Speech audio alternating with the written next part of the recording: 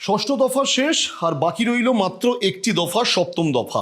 এবং স্বাভাবিকভাবে সপ্তম দফার দিকে নজর সবার, তার কারণ সপ্তম দফায় কিন্তু ভোট হচ্ছে মহানগরীর ভোট। এবং এই মহানগরীর ভোট মানে কলকাতা উত্তর, দক্ষিণ, এর পার্শ্ববর্তী যাদবপুর, হাই ভোল্টেজ কেন্দ্র ডায়মন্ড হারবার, এবং এর পাশাপাশি অবশ্যই রয়েছে বসিরহাট লোকসভা কেন্দ্র, এবং এর পাশে রয়েছে যদি আমরা লক্ষ্য করি বাই ইলেকশন, উপনির্বাচনও রয়েছে।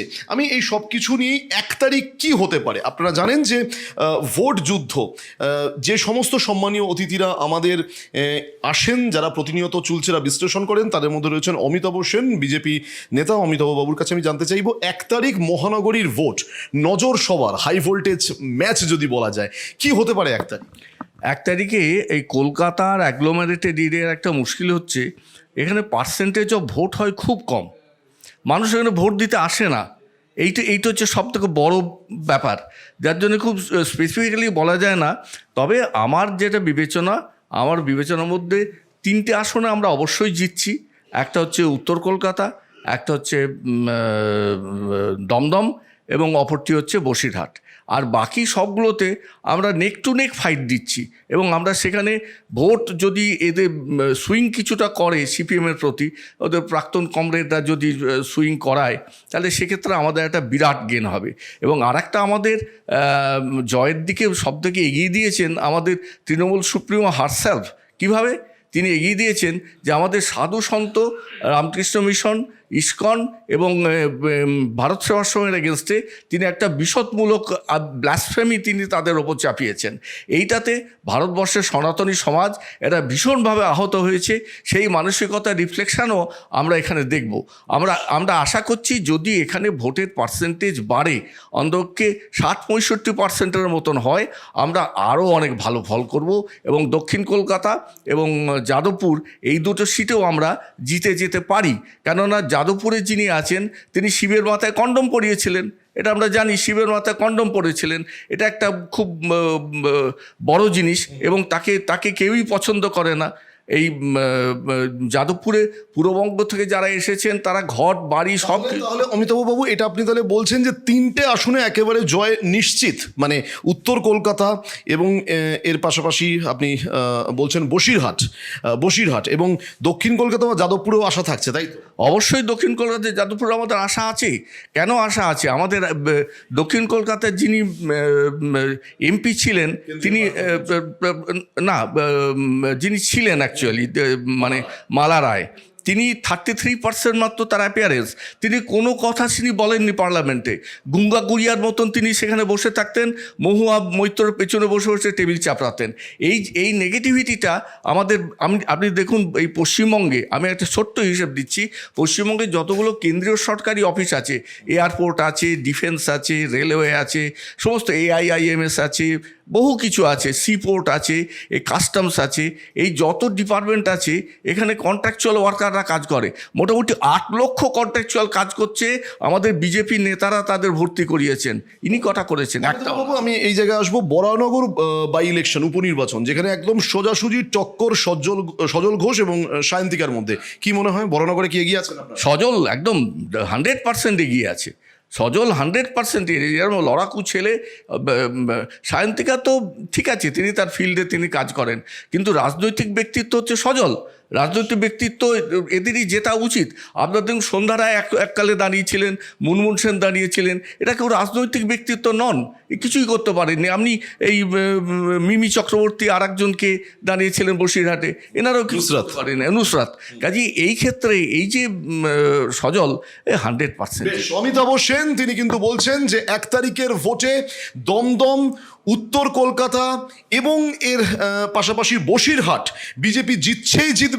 বরানগরেও কিন্তু তিনি বিজেপি প্রার্থী সজল ঘোষকে এগিয়ে রাখছেন। তবে দক্ষিণ কলকাতা এবং যাদবপুরে জোরদার টক্কর হবে। দেখা যাক আমাদের অন্যান্য 2 রাজনৈতিক দল থেকে যারা সামনে থেকে যারা প্রতিনিধিত্ব করছেন তারা কি বলছেন, তৃণমূল কংগ্রেস কি বলছে, কংগ্রেস কি বলছে, আমরা শুনবো।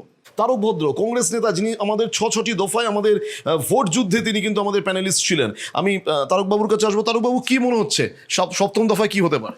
সপ্তম দফায় যে ভোটটা আছে খুব গুরুত্বপূর্ণ ভোট। তার মধ্যে দক্ষিণ কলকাতা আমরা এবার ছিনিয়ে নেওয়ার পথে, কেন আমাদের যিনি জোট প্রার্থী হয়েছেন কংগ্রেস সমর্থিত আপনার সায়রা শাহ হালিম, ওনার হাজব্যান্ড আপনারা ভালো করে চেনেন ডক্টর ফুয়াদ হালিম। উনি মানে একদম বিনা পয়সায় প্রায় বলতে পারেন আপনার ডায়ালিসিস করেন, প্রচুর মানুষের সেবা করেন। তার ওয়াইফ উনিও অনেক সাংগঠনিকভাবে রাস্তায় নেমে মানুষের হয়ে কাজ করেন, সায়রা শাহ হালিম। তো দক্ষিণ কলকাতার এবার আমরা সম্ভবত ছিনিয়ে নেওয়ার পথে, কারণ বিগত দিনে আমরা যাকে দেখেছি আমাদের যে ক্যান্ডিডেট ছিলেন তৃণমূল কংগ্রেসের মালা রায় এমপি, ওনাকে 5 বছরে আমরা দেখতে পাইনি। সারা দক্ষিণ কলকাতার লোক ওনাকে একদিনের জন্য দেখতে পাইনি। তো একটা এমপি যখন একটা এলাকা থেকে করে পাঠানো হয়, মানুষ যখন করে পাঠায়, তখন আশা করে এমপির থেকে কিছু কাজ, এমপির দেখা পাওয়া। তো মালা রায়কে কেউ দেখতে পায়নি, চোখের দেখাও দেখেনি। তো সেইখানে দাঁড়িয়ে শাহ হালিম যদি উনি হন, যদি এমপি করে ওনাকে পাঠানো হয়, ওনাকে মানুষ দেখতে পাবে, কেন মানুষের কাজ উনি করবেন দক্ষিণ কলকাতার বুকে। এবং দক্ষিণ কলকাতা আপনারা এগিয়ে রাখছেন। দক্ষিণ কলকাতা এগিয়েছে শুধু নয়, উত্তর কলকাতা? যাদবপুর তো আমরা পাচ্ছি, উত্তর কলকাতাতে এবার সৃজনে আশ্বাস। হ্যাঁ একদম সিজনে আসার পরে সিজনটা ধরুন আমরা প্রায় এগিয়ে আছি, ধরুন প্রায় 80% আমরা এগিয়ে আছি ওটাতে, যাদবপুরটাতে। এদিকে আপনার যদি বলেন আমাদের যে দাঁড়িয়েছে উত্তর কলকাতা প্রদীপ ভট্টাচার্য, ওটাও আমরা জেতার পথেই রয়েছি। এবং আমি আপনাকে বলে দিই, দমদম সুজন চক্রবর্তী, ডক্টর সুজন চক্রবর্তী, উনি দীর্ঘদিন পার্লামেন্টে দাঁড়িয়ে অনেক শক্তিশালী লড়াই করেছেন, এটা আপনারাও ভালো করে জানেন, সারা ভারতবর্ষের মানুষ জানে ডক্টর সুজন চক্রবর্তী, যার বাড়িতে আজকে একটা উনি এমন একজন ক্যান্ডিডেট যার বাড়িতে একটা এসি পাবেন না। একটা এসি যার বাড়িতে নেই, এই গরমের মধ্যে কষ্ট করে যেমন আমরাও রয়েছি, সাধারণ আমরা আজকের আমি কংগ্রেসের রাজ্যের জেনারেল সেক্রেটারি কংগ্রেস সেবা দলের, আমরা যেমনভাবে রয়েছি উনিও ঠিক একইভাবে, একই ঘরানার মতো উনিও কিন্তু ওনার বাড়িতে যে এসি লাগাননি। উনি বলেছেন আজ লাগায়নি কারণ কত মানুষ তো কষ্ট করে, আর আমার তো চলে যাচ্ছে। তো এই যে মানুষ, এইসব মানুষ যদি আপনার পার্লামেন্টে যায়, তাতে মনে হয় দেশের বা মানুষের কাজ হবে। এবং রাহুল গান্ধী যে প্রধানমন্ত্রী হতে যাচ্ছেন, নেক্সট পিএম যে রাহুল গান্ধী যে মহব্বতের দোকান, নফরতের দুনিয়া তাড়িয়ে দিয়ে যে মহব্বতের দোকান খুলতে যাচ্ছেন, সেই রাহুল গান্ধীর হাতকে শক্ত করতে এই আসনগুলোতে আমরা প্রচণ্ডভাবে আশাভাবী না, এগুলো আমরা জিতে আছি।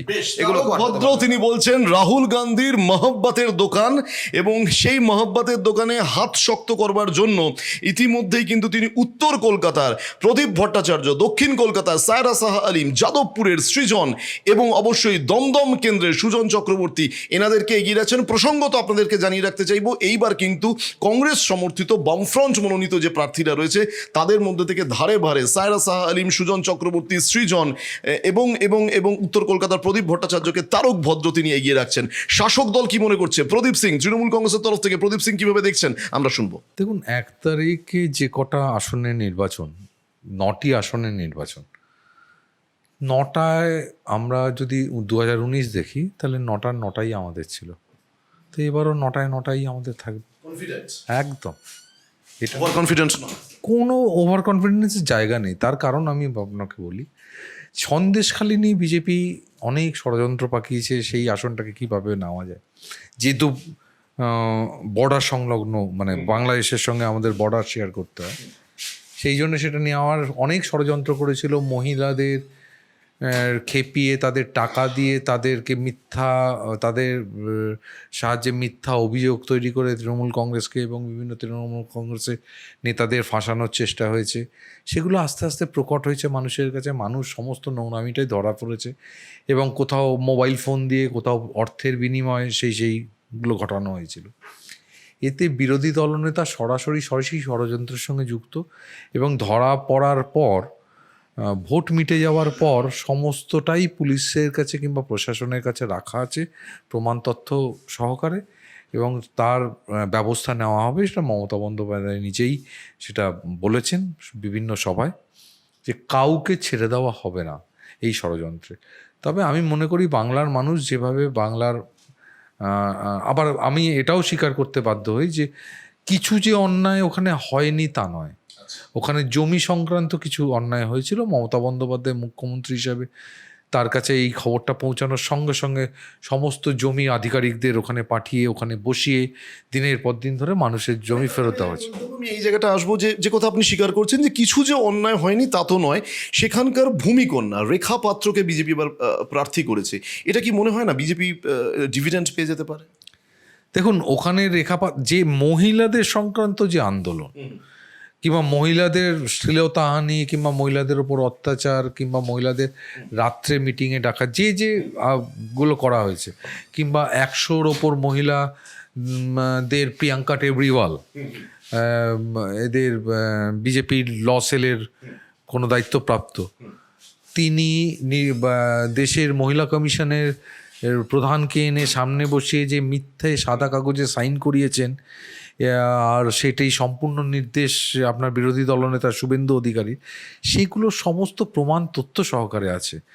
সুতরাং যেগুলো ঘটেনি সেটাকে ঘটানোর রূপ দেওয়া হয়েছে, যেটা ঘটেছে সেটাকে নিয়ে কথাই বলা হয়নি, কিন্তু আমরা যেটা ঘটেছে আমরা তার রেকটিফিকেশন করেছি। ছোট্ট করে জানতে চাইবো, উত্তর কলকাতা এবার খুব আলোচনার কেন্দ্রবিন্দুতে রয়েছে, যেহেতু তাপস রায় বরানগর থেকে বেরিয়ে গিয়ে তিনি বিজেপিতে জয়েন করেছেন।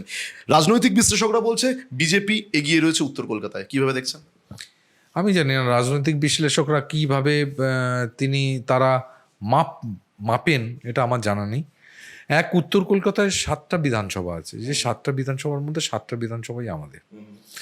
ওখানে যদি কাউন্সিলরের নিরিখ করেন, যদি আমাদের 1 নম্বর ওয়ার্ড থেকে আপনার 59, আমি দক্ষিণ কলকাতায় আছি, 60 থেকে শুরু হয়, তা 59 নম্বর ওয়ার্ড পর্যন্ত ওখানে 59টা ওয়ার্ডের মধ্যে 59টাই আমাদের। জনসমর্থন তৃণমূল কংগ্রেসের মমতা বন্দ্যোপাধ্যায় যেভাবে কাজ করেছেন, অভিষেক বন্দ্যোপাধ্যায় যেভাবে নেতৃত্ব দিয়েছেন, আমাদের যুব সংগঠন, ছাত্র সংগঠন এতটাই শক্তিশালী, যুব সংগঠনে এত শক্তিশালী সব নেতারা আছে, যাদের মধ্যে ধরুন কেউ আমার জুনিয়র, কেউ আমার সমকক্ষ, সেসব লিডারশিপরা আছে। দেখুন, কেউ স্বপ্ন দেখতেই পারে, তাপসবাবু স্বপ্ন দেখতেই পারেন, তাপসবাবুর হয়তো কিছু কিছু অভিযোগের সঙ্গে আমিও কোথাও কোথাও সহমত। তার মানে এটা নয় যে আমি দল থেকে বেরিয়ে গিয়ে তিনি বিরোধী দলের প্রার্থী হয়ে গেলাম, আমি এসে তাকে হারিয়ে দিলাম। এটা আমি একটু ছোট্ট করে আসবো দক্ষিণ কলকাতা, যে কথা আপনি বলছেন ওয়ার্ড ভিত্তিক। দক্ষিণ কলকাতার 26টি ওয়ার্ডের মধ্যে 2019-এর নিরিখে দাঁড়িয়ে বিজেপি কিন্তু এগিয়ে রয়েছে। তার মধ্যে অদ্ভুতভাবে ভবানীপুরেরও কিন্তু ওয়ার্ড রয়েছে। আমি যদি ভুল না বলি 70, 71, 72 এই ওয়ার্ডগুলোতে বিজেপি এগিয়ে রয়েছে। কি মনে হচ্ছে দক্ষিণ কলকাতার? 19-এর পর এখানে 2টো ভোট হয়েছে, একটা হলো বিধানসভা, একটা হলো কর্পোরেশন। সেই কর্পোরেশনে যদি দক্ষিণ কলকাতার নিরিখ দেখেন, তাহলে দক্ষিণ কলকাতায় আমরা 2টো আসন হারিয়েছি। সেই 2টো আসন হারানোর পেছনে, 3টে আসন হারিয়েছিলাম, 2টো আসন হারিয়েছি। সেই 2টো আসন হারিয়েছি কিন্তু আমরা বিজেপির কাছে নয়, আমরা লেফটের কাছে। সেটা হলো একটা 92 নম্বর ওয়ার্ড, একটা হলো 103 নম্বর ওয়ার্ড। আমার যেটা মনে হয়েছে, বিজেপিকে আমি কোথাও পাইনি, বিজেপি নেই দক্ষিণ কলকাতায়। হ্যাঁ, পয়সা দিয়ে কিছু ব্যানার পোস্টার হয়তো টাঙিয়েছে, পয়সা দিয়ে কিছু, যেহেতু পুরনো লোকজন আছে, তারা হয়তো বেরোনোরও চেষ্টা করেছে। আপনি সাংবাদিক, আপনাকে বিভিন্ন জায়গায় যেতে হয়। আপনি যদি দক্ষিণ কলকাতায় পর্যালোচনা করেন কিংবা দেখেন, সেখানে গিয়েও আপনার সঙ্গে দেখবেন, আমার অভিজ্ঞতার সঙ্গে আপনি সহমত হবেন যে বিজেপি কোথাও নেই। তুল্যমূল্যভাবে দেখেছি যে লেফটের বড় লোকজন তারা নতুন নতুন ছেলেরা বেরিয়েছে, তারা কাজ করার চেষ্টা করছে। সেখানে কতটা কাজ করতে পারছে কিংবা করছে সেটা আমি জানি না, আমি বলতে পারবো না।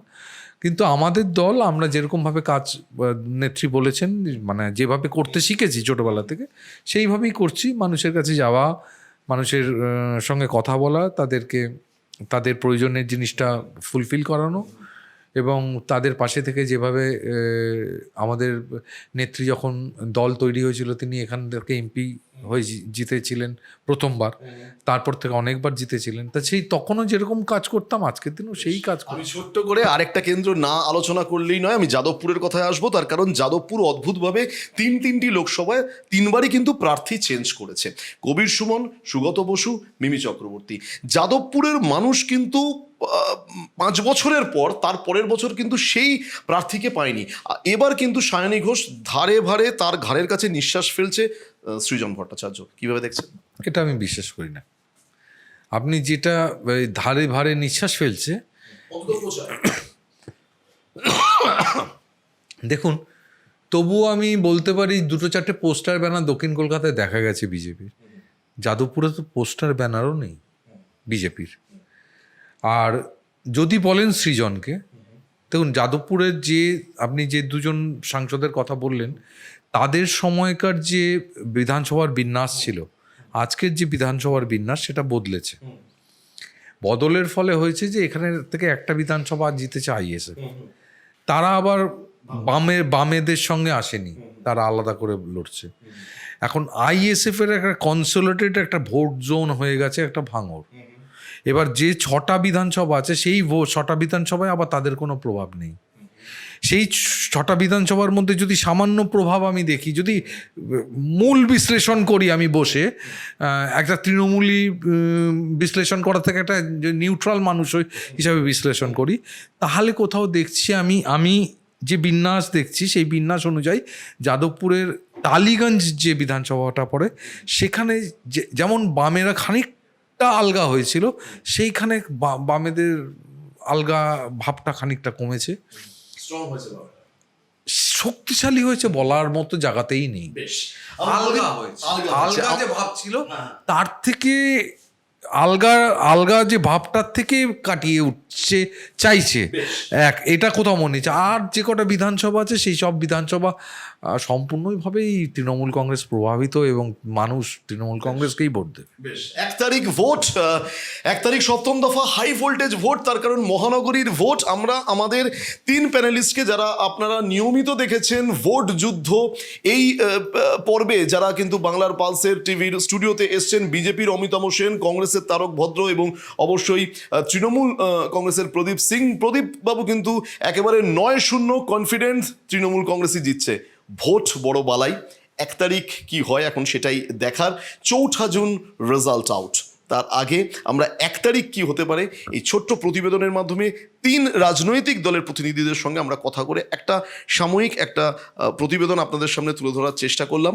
তবে মানুষের মন বোঝা বড়ই দুষ্কর, তার কারণ ইভিএমে যাওয়ার আগে তারা কি চিন্তা ভাবনা করবে, কোন দিকে তাদের সব কিছুকে কেন্দ্র করে তারা ভোট দেবে, এখন সেটাই দেখার। আপনারা দেখতে থাকুন বাংলার পালস টিভি।